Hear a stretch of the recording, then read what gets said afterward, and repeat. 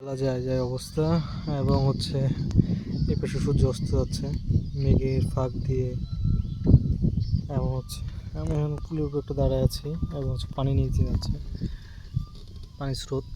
এই খেলার মধ্যে হচ্ছে মাছ পাওয়া যায়, বাট মাছ ধরে অনেকে ধরে, যেমন কাছে নিচের মধ্যে এখানে মাছ ধরার মতো সুন্দর জায়গা আছে এবং হচ্ছে দেখা যাচ্ছে বাতাস পড়ছে কিন্তু সুন্দর। গরমের দিন এই জায়গাগুলোতে বসে আলাদা রকম একটা শান্তি পাওয়া যায়, প্রত্যেকটা গাছের পাতায় নড়তেছে, অনেকে দূরে ওই যে রোপণ করতেছে, কেউ মাছ ধরতেছে, ওই যে পাশে সারি সারি করে দেখতে পাচ্ছেন যে ওগুলো হচ্ছে আপনার জাল বিছা রাখছে তারা মাছ, ওই যে গাছের মধ্যে মাছ ধরার জন্য মাছ জাল নেট রাখছে। তো বেসিক্যালি এদিককার এলাকার লোকজন বর্ষাকালে এই সময়টাতে ফ্রেশ পানি, মিষ্টি পানির মাছ অহরহ পাওয়া যায়, মাছের চাহিদাটা পূরণ হয়।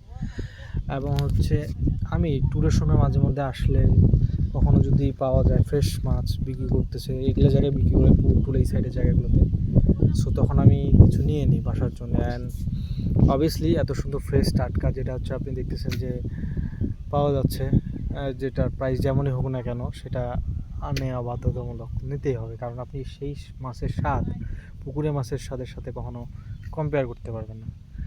সো দ্যাটস হোয়াই আমিও চুজ করি যে এরকম টাইপ। তো সেই উদ্দেশ্যে আজকে বের হয়েছিলাম, যেমন শুক্রবার ছাড়া বের হওয়া যায় না, আপনারা জানেন আমি প্রতি শুক্রবারে ব্লগ করি এবং হচ্ছে কিছু কিছু যে সূর্যটা পুরো বেগের ভিতরে এবং হচ্ছে আলটিমেটলি মেঘলা আকাশ, বৃষ্টি হওয়ার চান্স আছে রাতে। সো খুব সুন্দর পরিবেশ, মনোমুগ্ধকর করে আর কি। দেখতেই পাচ্ছেন গাছপালা নড়তেছে, এরকম জায়গায় সুন্দর ছিপ নিয়ে বসে মাছ ধরা বড়শি দিয়ে।